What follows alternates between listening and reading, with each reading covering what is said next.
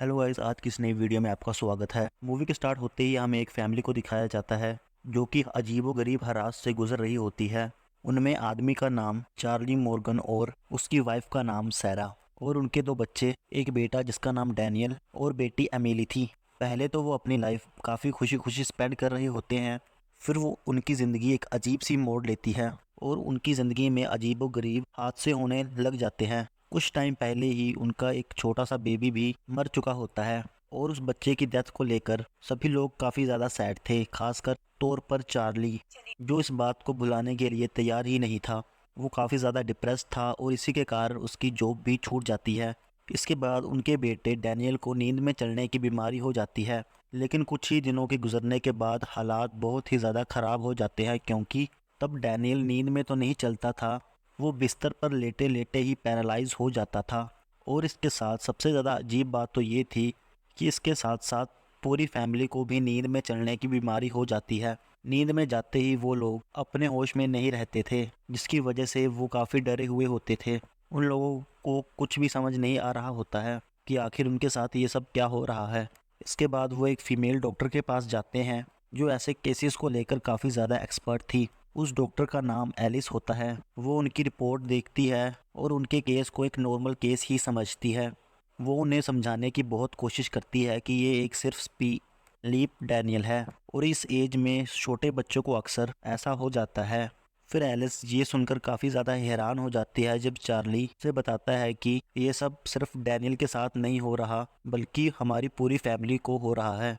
सुनने में ये बात तो काफ़ी ज़्यादा अजीब लगती थी, लेकिन एलिस एक डॉक्टर थी। वो उन्हें मेडिसिन लेने के लिए कहती है और साथ ही में कहती है कि डर की कोई भी बात नहीं है।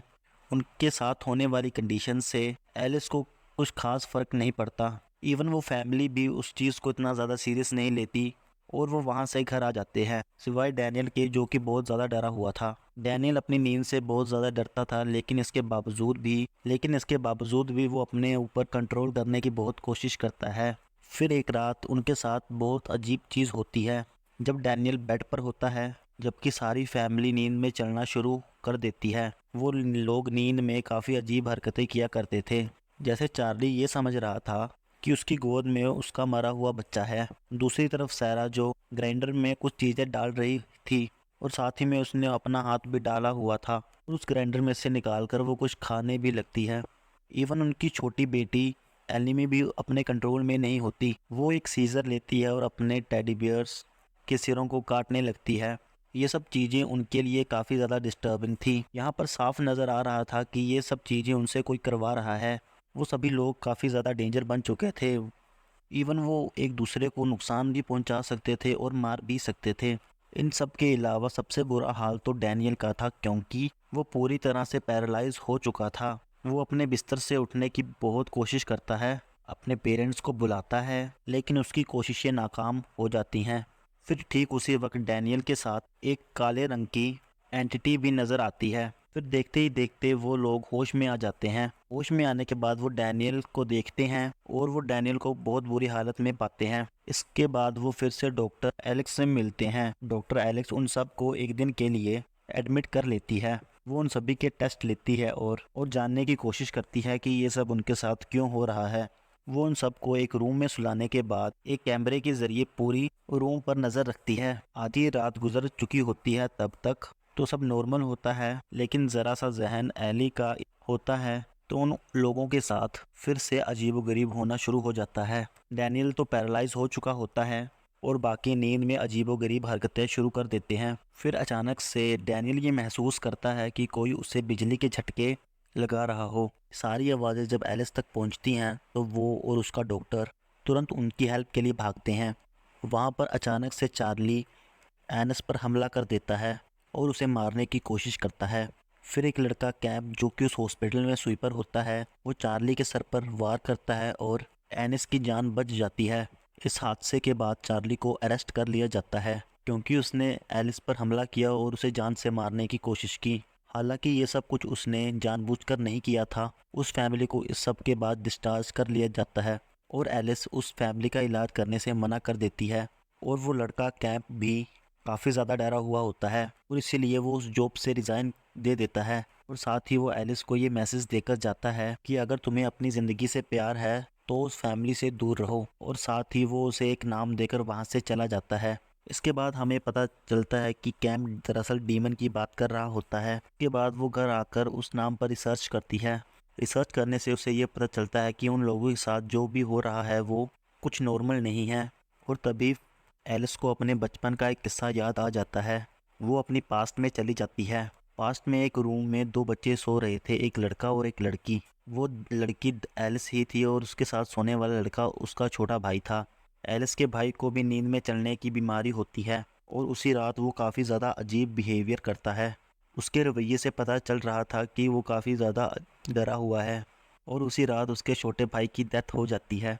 और इसी चीज़ को लेकर वो एलिस काफ़ी ज़्यादा परेशान रहती है। वो खुद को इसका जिम्मेदार समझती है क्योंकि उसने अपने भाई की जान नहीं बचाई। एलिस इन सब को सुपर नेचुरल इंसिडेंट्स मान लेती है और ये जानना चाहती थी कि आखिर उस फैमिली के साथ ऐसा क्यों हो रहा है, और साथ ही उसके छोटे भाई के साथ उस रात क्या हुआ था। नेक्स्ट सीन में हमें बताया जाता है कि फिर वो फैमिली भी काफ़ी मुश्किल में है क्योंकि चार्ली के जेल जाने के बाद सैरला ही बच्चों का ध्यान रख रही है। फिर उसी रात उनके साथ कुछ अजीबोगरीब होता है और जब सारला को होश आता है तो वो देखती है कि उसकी बेटी ने उसी सीजर से उनके डॉग को मार डाला है और डैनियल भी पैरालाइज हो चुका होता है। एलिस को उस फैमिली की बहुत ज़्यादा फिक्र होती है। वो उनकी हेल्प भी करना चाहती थी, इसीलिए सबसे पहले वो चार्ली की ज़मानत करवाती है। वो लोग समझ जाते हैं कि इन सब हादसों का कोई भी साइंटिफिक प्रूफ नहीं है, ये सब कुछ सुपर नेचुरल है। और वो सोचते हैं कि उन्हें किसी ऐसे शख्स के पास जाना चाहिए जो इन सब बातों को जानता हो। तभी फ़ौरन एलिस को केम का ध्यान आता है जो इन सबको डीमन कह रहा था। फिर वो लोग डैम से मिलने जाते हैं। उससे मिलने के बाद उन्हें पता चलता है कि ये सब कैम्प के साथ नहीं हुआ था बल्कि उनके ग्रैंडफादर के साथ हुआ था। और अभी वो ग्रैंडफादर उनका बहुत बूढ़ा हो चुका था। उसका नाम एमेडो था। वो चार्ली और एडम्स को बताता है कि ये सब कुछ कोई और नहीं बल्कि डीमन कर रहा है और वो तब तक ऐसा करता रहेगा तब तक वो डैनियल की जान ना ले ले। यानी अब डैनियल का बचना नामुमकिन था।